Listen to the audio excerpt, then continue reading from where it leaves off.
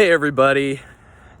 So because it is state fair time and there's no state fair and it's on all of our minds, especially mine since I was a 4-H kid that showed pigs at the state fair, and because I'm bored and I kind of like telling stories, I kind of like entertaining people, I thought since you can't go to the fair, I'll tell you a little story. Well, we'll see how short it is. I'll tell you a little story about what it's like to show animals at the state fair. I showed pigs. So for those of you who have no idea what this is like, here's my experience. So me and my sister showed pigs, went down to the state fair a few times. At the county level, you show, and then they pick the top ones, and then those kids get to win a trip to the state fair. So we went Labor Day weekend every year at the end of summer.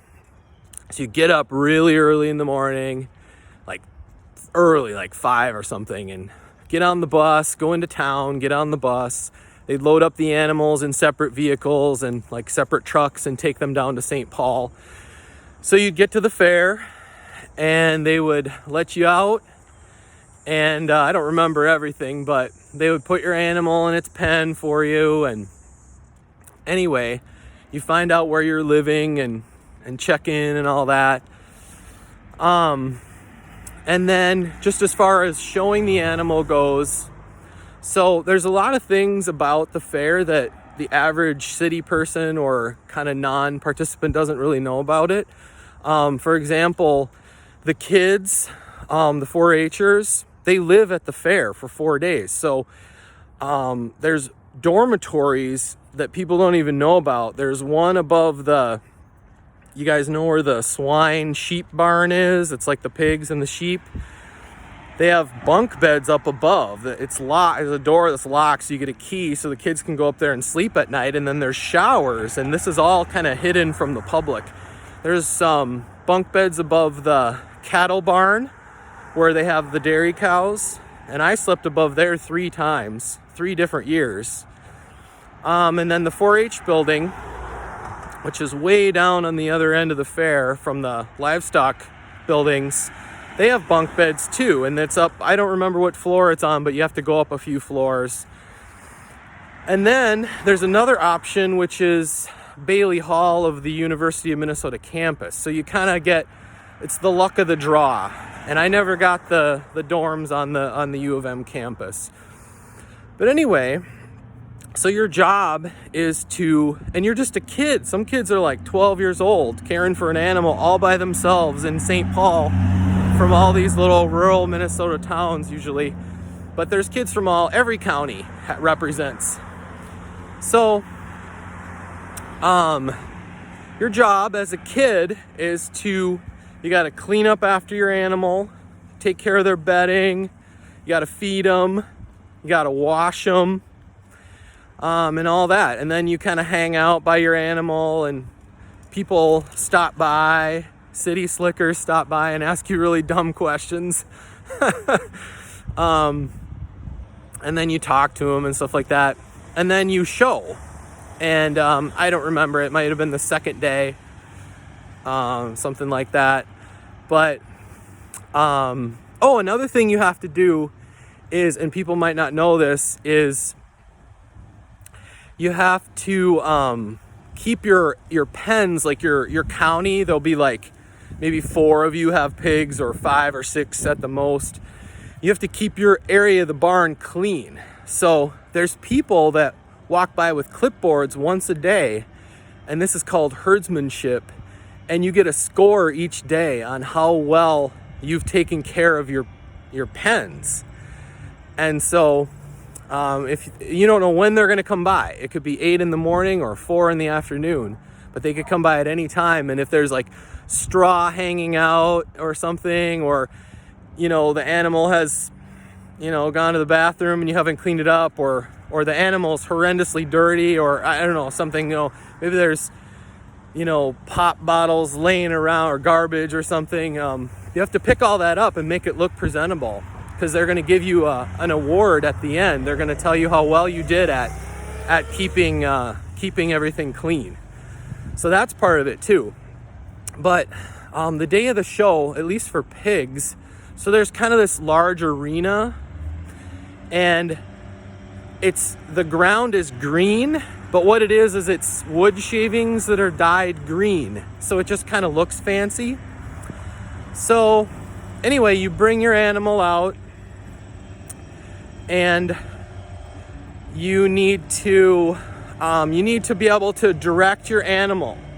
So you need to kind of be in control of showing it. If the animal runs all over, that's not good. And so the judge will take a look at the animal itself, and they will judge them based on, how muscular is this animal? How much fat does this animal have? How large is it? All these different criteria. And then it also comes down to, there's something really loud happening in my neighborhood. Some guys are doing some construction work or something. Anyway, so there's how the animal actually looks, and then how much knowledge the 4-H'er has of the animal. That's also part of it. So they will ask you, what breed is your animal, and how many pigs were born in the litter with this animal? What does your animal eat?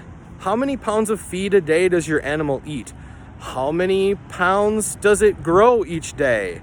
All these different things that you need to know between like ages 12 and 19. So you basically have to be an expert on raising this animal, and they can really tell by interviewing you how involved you were in raising this animal, how knowledgeable you are. So my dad actually used to quiz me and my sister before the county fair even started. He would ask us all the questions you could possibly be asked by a judge, and then we would have to give the right answer so that we'd be all prepared.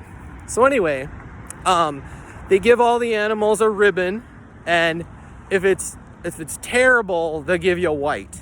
And if it's below average, you get a red. If it's good, you get a blue. That's like getting a B in high school.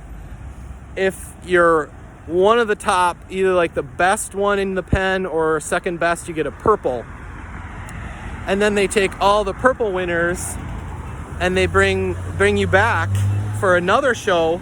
They separate everybody else out, and then they bring in the best ones, and then they compete for grand and reserve champion. And so if you win that, then you get like a plaque or a trophy and a huge ribbon, like a huge fluffy ribbon. And then you can see after the show is over, the kids will hang up their ribbon above where their animal lives.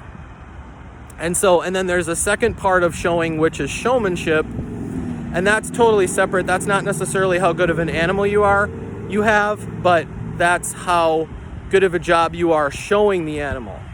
So they will know how well you've trained your animal by testing you. So what they will do is they'll say to me, take your animal and walk over to pen number 3, open the door, and guide your animal in and shut the door and sit and stand in there and wait for me to come and talk to you in a few minutes.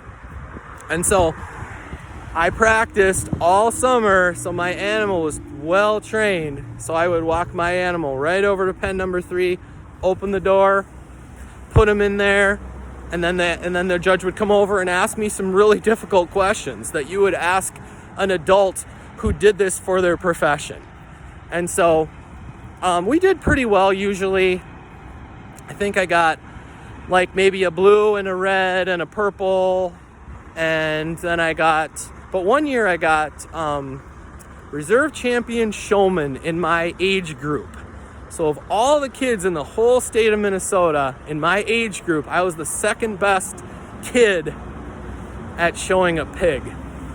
So I think I'll just leave it at that. But that is kind of a little bit of my experience of showing a pig at the Minnesota State Fair.